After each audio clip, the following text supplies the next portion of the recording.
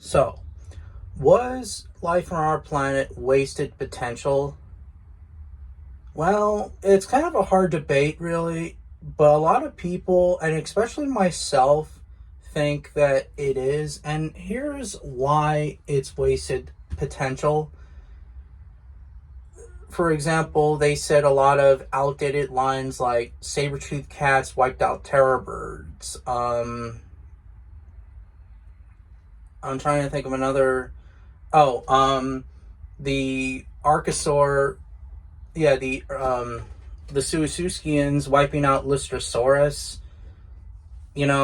Like thinking that, oh, Lystrosaurus is like the quote unquote dodo bird of the Triassic period, or in this case the Permian Triassic.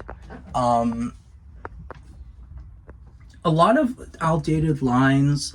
The story was all over the place because it went back and forth between like the past and present. I mean, I understand like most documentaries do that, but in this documentary, Life on Our Planet, they did it way too much. They did it like way too much, and it was like very annoying.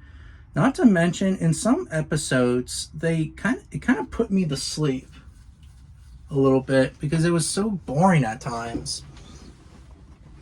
Another thing too is that they said the wrong animal. Like for example, the plesiosaur.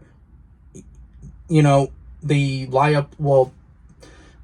it the Liopleurodon a plesiosaur. Technically speaking, Liopleurodon, or in this case, Liopleurodon is closely related to plesiosaurs. It's a pliosaur, but it's closely related. It's not a plesiosaur. It's a short neck plesiosaur, but it's not a true plesiosaur. If that makes any sense. I don't know too much about marine reptiles, so correct me in the comments. Not to mention, it didn't even live in the dry Cretaceous period in the Maastrichtian gap, so it was wrong. They should have used a fucking mosasaur. I don't know why they used a fucking pliosaur, but whatever. The dinosaurs are way too off. Like the dinosaurs are like kind of like used by like pop culture movies. Like for example, the Diplodocus looks like literally the Apatosaurus from Jurassic World. The Allosaurus is just a shrink wrapped, more of a shrink wrapped version than the Big Rock Jurassic World short film. Just much garbage, I have to say. Don't get me started with the Tyrannosaurus. The Tyrannosaurus looks very off. It put freaking osteoderms in the design. The teeth look like they're made out of literally toothpicks. The Tyrannosaurus had like these weird looking quills. I mean, yeah, it's been stated that Tyrannosaurus may not had quills or feathers as we thought. If it did, it would be a tiny amount like we saw in Prehistoric Planet. They should have done that, but no, they kind of show like a tiny sparks of hair, like for example, like human hair, you could say.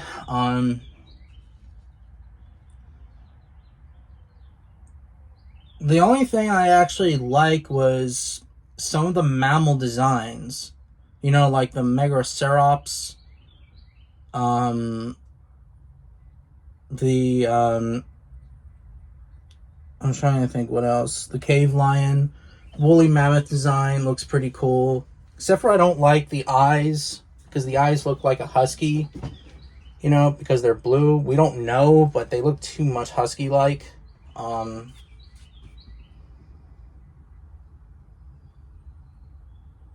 The Paleozoic animals, they look pretty cool. Like the Lystrosaurus was actually my favorite of the design. Scutosaurus was okay. The Gorgonops, or in this case, Incercivia, which they should have called it, it was off. It was weird. But either way, this documentary was wasted potential.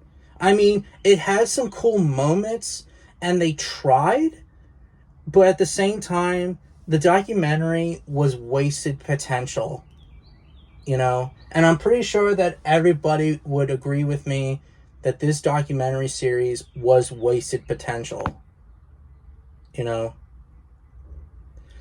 And I knew something iffy was off of this documentary, but yeah. But anyways, let me know in the comments section. Do you guys think that life on our planet was wasted potential? Let me know in the comments.